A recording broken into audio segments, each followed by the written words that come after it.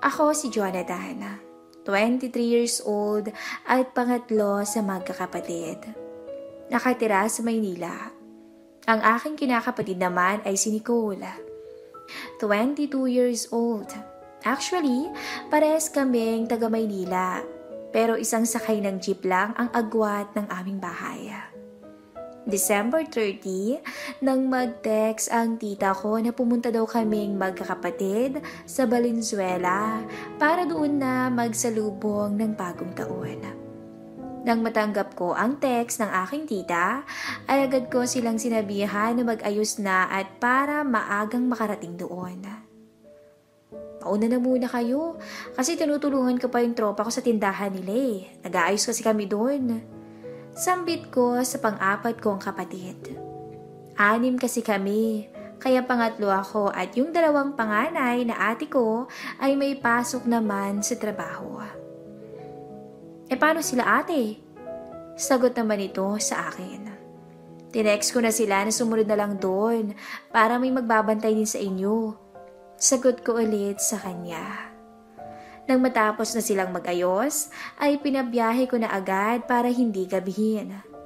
Nakalimutan kong sabihin na mag-train sila papuntang monumento dahil may jeep na roon at alam na nila ang gagawin nila dahil ilang beses na rin naman silang nagpupunta nang hindi ako kasama. Habang sila ay nasa biyahe, ako naman ay dumiretso sa tropa ko para mag-ayos ng tindahan. 8:00 na nang matapos kaming mag-ayos. Pahinga kaunti at sabay uwi. Ligo at bumiyahe na para makasunod sa mga kapatid ko.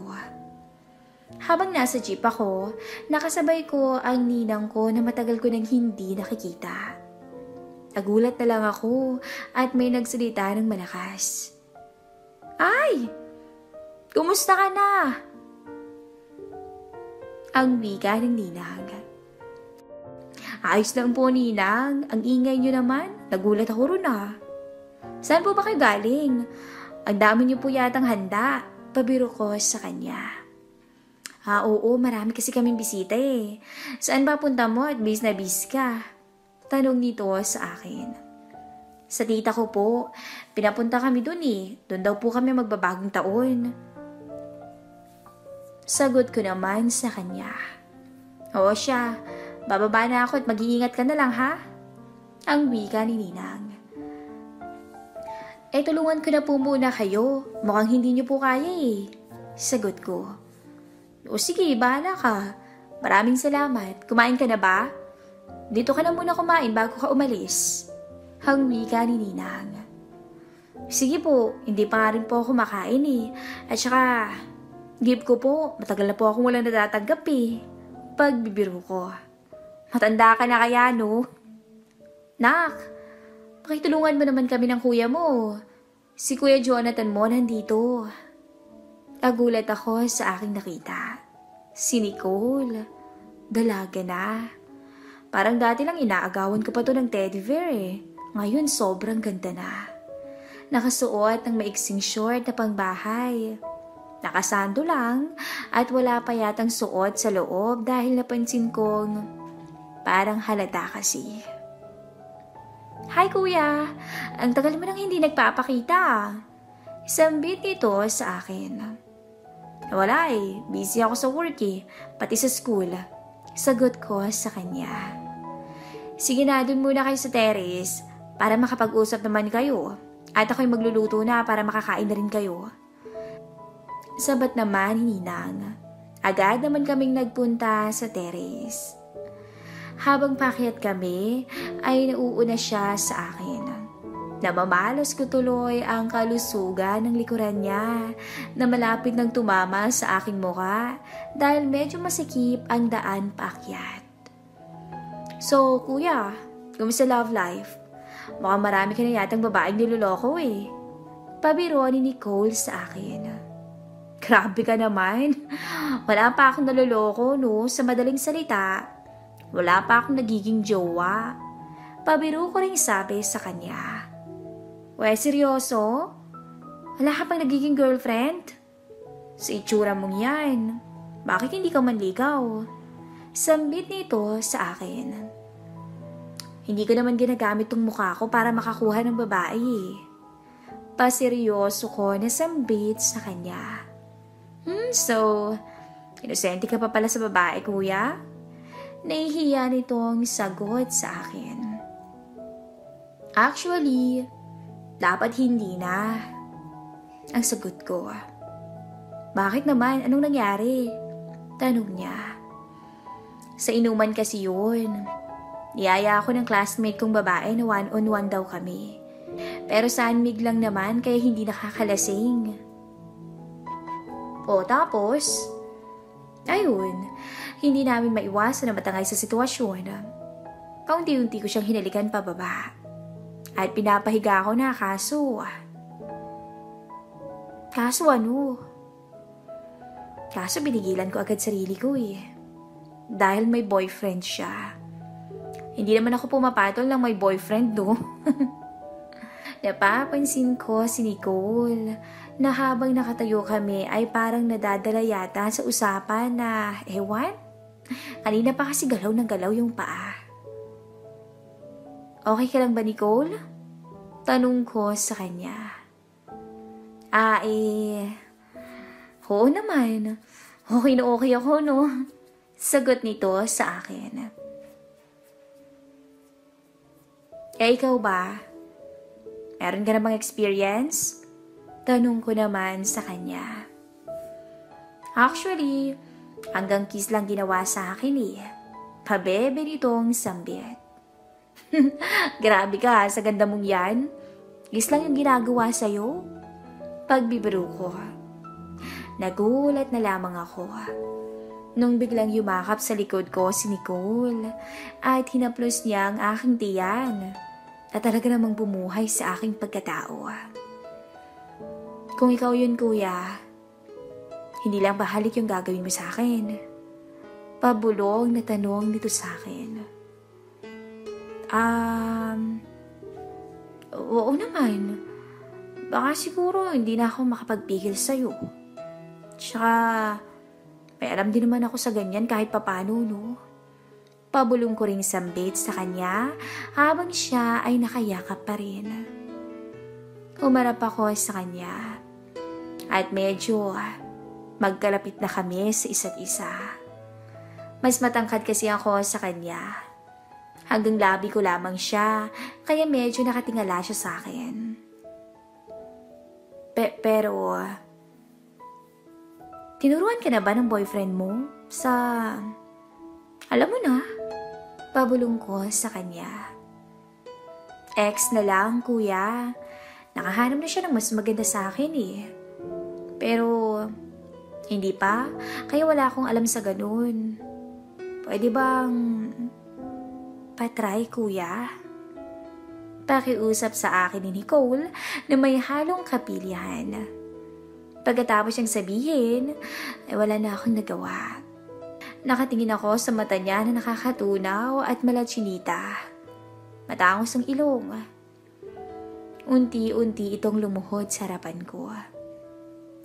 At ako naman ay nagmamasid lang sa labas kung may tao pa.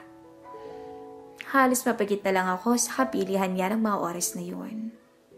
Hanggang hindi na ako nakapagpigil pa.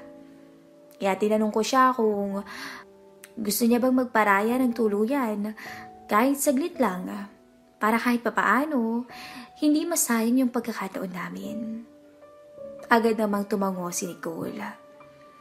Lumayo muna kami sa bungad ng terrace at doon kami pumwesto kung saan merong upuan. Doon ako umupo at agad naman siyang sumampa paharap sa akin. Parehas kaming kabado at malakas ang tibok ng puso. Kuya, saglit lang tayo ha. Sa puntong yun, unti-unti na kaming nahulog sa kumunoy. Kahit alam naming parang mali, mas pinili namin ang ikakasaya ng aming mga sarili. Napapakagatlabi na lang si Nicole noon dahil sa tinatamasa. Umabot rin siguro ng 15 minutos hanggang sa mapadpad kami pareho sa rurok. Hingal at pawisan kaming dalawa. Ngunit, hindi naman maipinta yung ngiti sa aming mga mata habang nakatingin lang kaming dalawa sa isa't isa. Nicole! Jonathan! Bumaba na kayo dyan at kakain na tayo. Tawag ni Ninang sa aming dalawa. Ang oras na yon, medyo nataranta kami at agad pa kami nag-ayos ng sarili. Hinalikan muna ako sa pisngi ni Nicole bago bumaba. Sa isip-isip ko, mukhang ito na yung regalong nabigay sa akin ni Ninang Pagkatapos nun, bumaba na agad kami para kumain. At pagkatapos kumain, ay nagpaalam na ako na aalis na dahil 9:30 na. At baka hindi na ako makaabot sa last trip ng LRT. Iyon ang experience na hindi ko makakalimutan kahit saglit lamang nangyari. Hanggang dito lang po ang ibabahagi kong story ng aking buhay. Ang pagpapatuloy ng kwento ni Ben. Napaluha si Ben ng hindi sinasadya. Ipinatong nito sa kamay ni Ashley ang kamay niya. Natutuwa ito sa pag-amin ni Ashley sa tunay nitong nararamdaman para sa kanya. Subalit sadyang mapaglaro ang tadhana. Dahil hindi niya magawang ibigay ang lahat kay Ashley dahil na rin sa napakalaking lihim niya sa piling ni Jenna. Lalo pa ngayon na nagkakamabutihan na si Ashley at ang stepmother niya.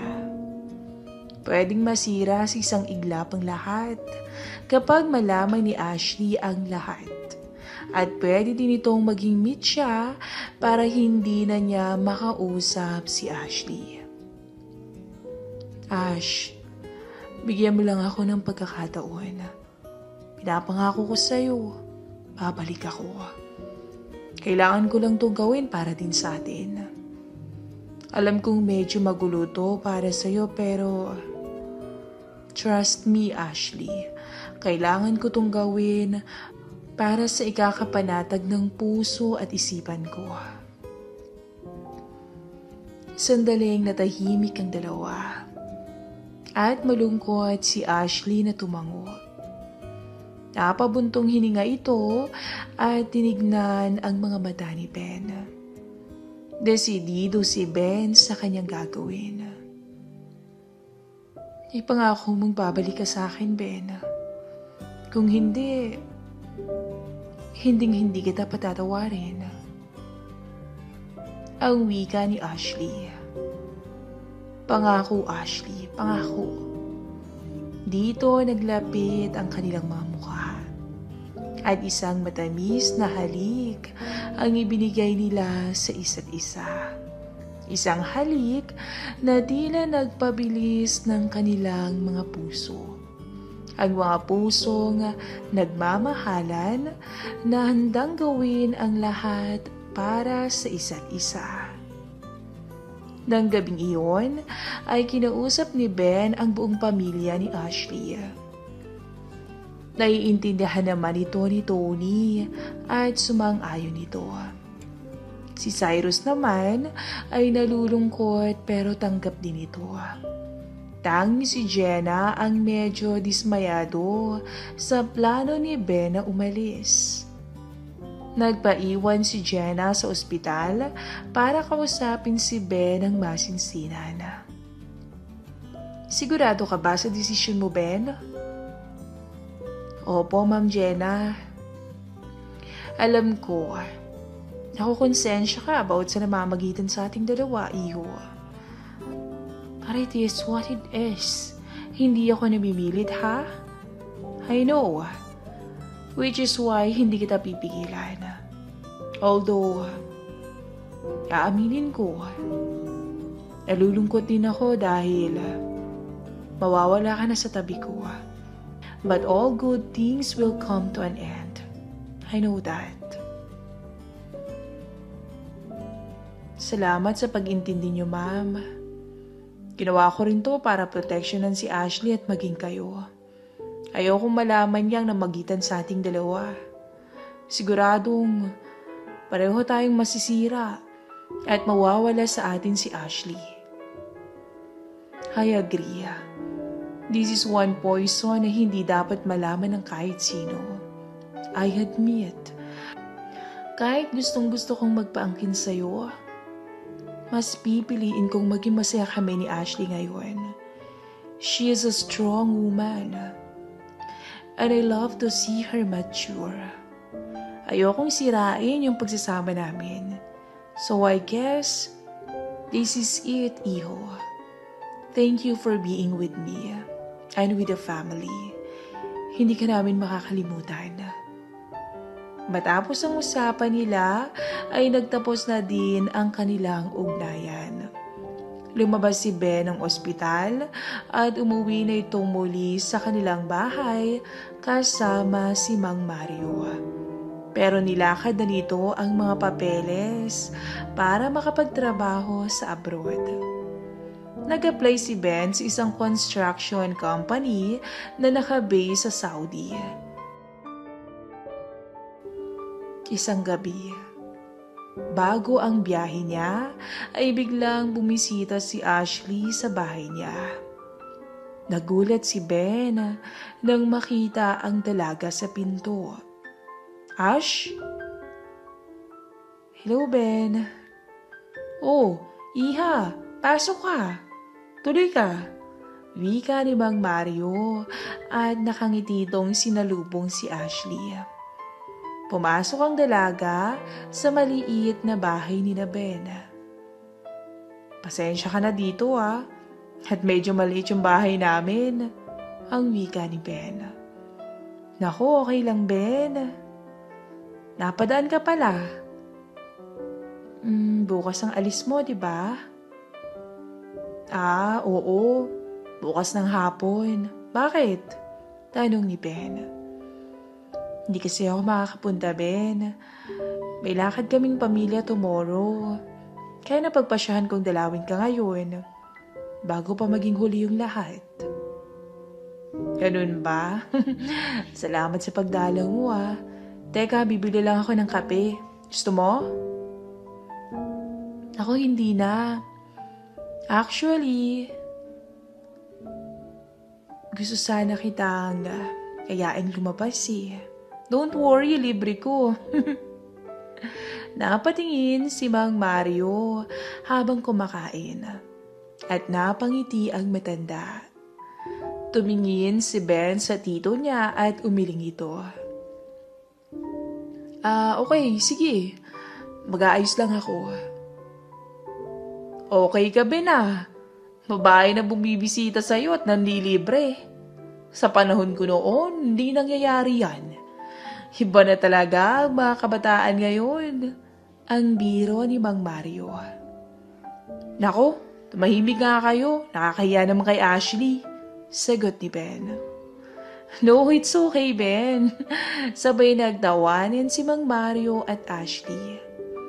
Matapos makapagbihis, ay lumabas si Ben kasama si Ashley. Naging usap-usapan sila sa mga chismosa sa tabi habang naglalakad palabas ng baryo. Sumakay sila sa kotse ni Ashley at dumiretso sa isang bar street sa Metro Manila kung saan tanaw ang Manila Bay. Maraming nagdi-date sa lugar at bumili lang ng 4 na bote ng alak ang 2 at ilang snacks. Tumambay sila sa may seawall. Mabuti malamig ngayon, wika ni Ben, sabay akbay kay Ashley. Humiti naman si Ashley at isinandalang ulo sa balikat ng binata. Nagisama yung panahon sa'yo Hinawakan ni Ashley ang kamay ni Ben na nakaakbay sa kanya. Nagkaroon ng moment ang dalawa na matagal lang nasa pangarap ni Ben. Hindi nito maipaliwanag ang kasiyahang nadarama. Anong gagawin mo pagdating mo ron sa Saudi? Tanong ni Ashley. Matutulog. Ang wika ni Ben. Ganon? I-chat ka? Good. At anong gagawin mo pagkatapos mo magtrabaho? Chat ka. Sagot ulit ni Ben. Very good. At anong gagawin mo pag uwi mo dito? Tanong ulit ni Ashley. Di makipagkita sa'yo.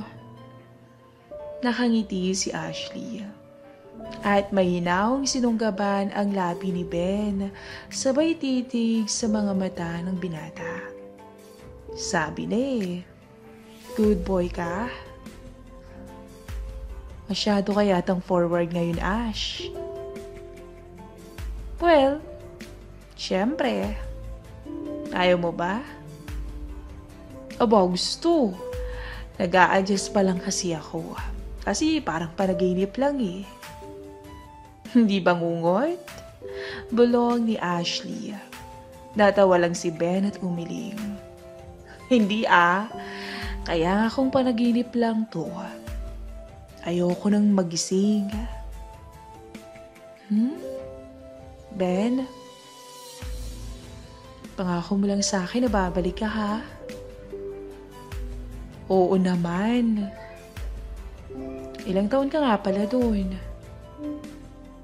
3 years kontrata ko Pero baka makauwi ako kung may bakasyon.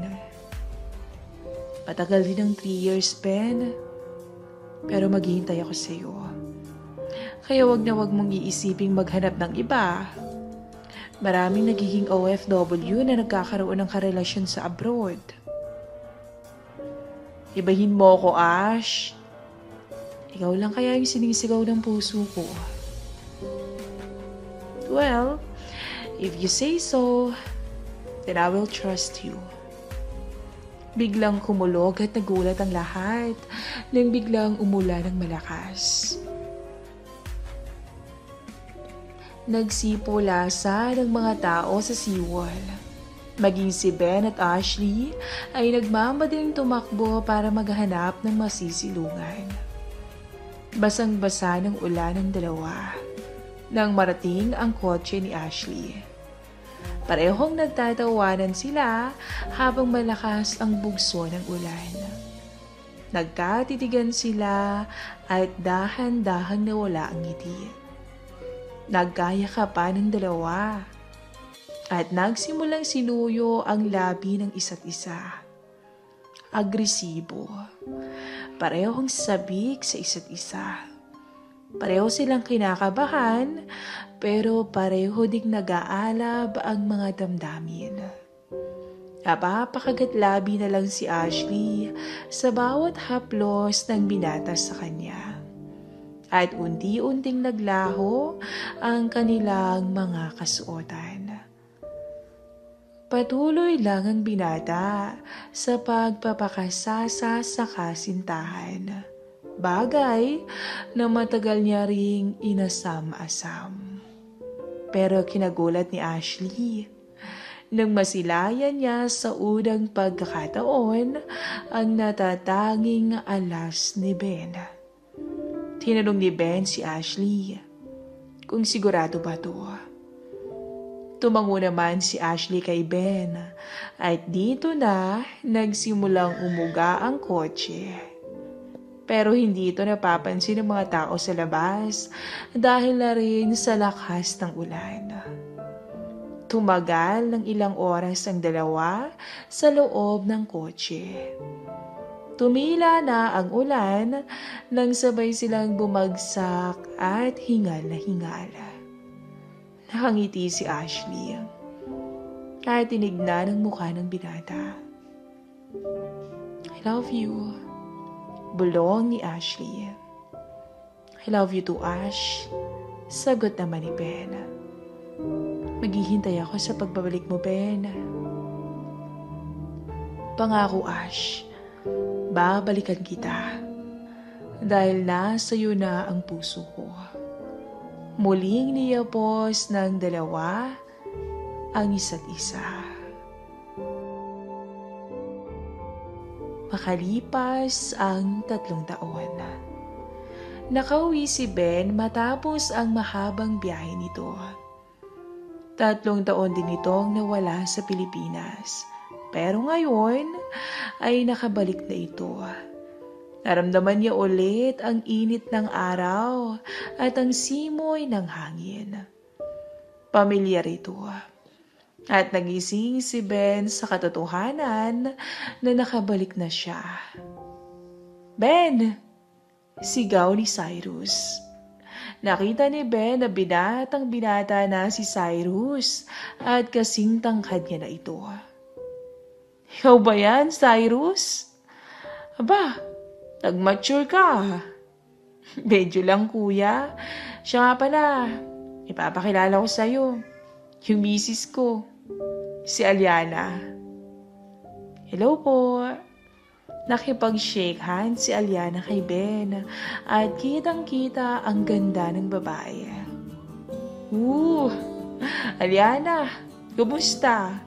Congrats nga pala sa inyo ha. Nakita ko sa net yung wedding nyo. Malaki ang pinagbago ni Cyrus at Aliana. Si Cyrus ay isa ng professional, habang si Aliana naman ay tinuloy din ang pag-aaral matapos itong maudlot noon. May isa na rin silang anak at nakapagbuklod na ang mga ito. Ben, iho! Sigaw naman ni Mang Mario at niyakap ni Ben ang tiyo nito. Kamusta ho? Okay naman, iho. Mabuti at nakauwi ka ng ligtas. Ano, kumusta biyahe mo? Nakakapagod ho, pero okay naman. Siya ho pala, may pasalubong ako sa inyo. Ibibigay ko mamaya. Siya nga ba? Sige, iho. Nakaka-excite naman yan. Naglakad palabas ng airport ang dalawa.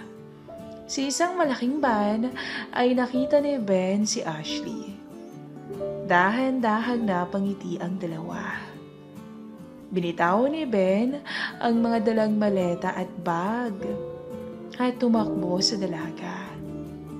Niyakap niya si Ashley ng mahigpit at ganon din ang dalaga. Nagdikit ang labi ng dalawa sa harapan ng mga mahal nila sa buhay. Namiss kita? Bulong ni Ben. Napangiti naman si Ashley. Ano, namiss mo din ba ako? Tanong ng binata. Di ba halata? Sagot ni Ashley at napaluha ito sa tuwa. Pinawi ni Ben ang mga luha ng dalaga. Nagtatrabaho si Ashley sa ospital kung saan nagtatrabaho si Tony. May sarili na din itong apartment at malapit ito sa ospital. Sikat si Ashley sa ospital dahil hindi lang ito maganda. Mabait pa at pasensyoso. Ilang mga professionals din ang mga nagtangkang manligaw sa kanya. Pero lahat ng ito ay hindi niya tinanggap dahil iisa lang ang nasa puso nito at hinihintay niya. Ben? Yes, Ash. Huwag ka nang umalis, ha? Hindi na. Sabay na tawa ng dalawa at inakbayan ni Ben si Ashley sabay halik sa noo nito. Si Tony at Jenna naman ang natitirang naiwan sa mansyon. Dahil solo na nila ang bahay, nagagawa na ng dalawa ang gusto nila. Sa ngayon ay nag-out of town ang couple at nasa Boracay. Tahimik at naging maligaya din si Ben at Ashley. Bagay na pareho nilang hinangad simula pa lang nang magkakilala sila. Ngayon ay kumpleto na sila at wala na silang ibang hinahangad pa kung hindi ang ituloy ang kaligayahang natatamasa sa piling ng isa't isa. The end. Hanggang dito na lamang po ang ating kwento. At sana nagustuhan nyo ang istorya ni Ben. Hanggang sa muli.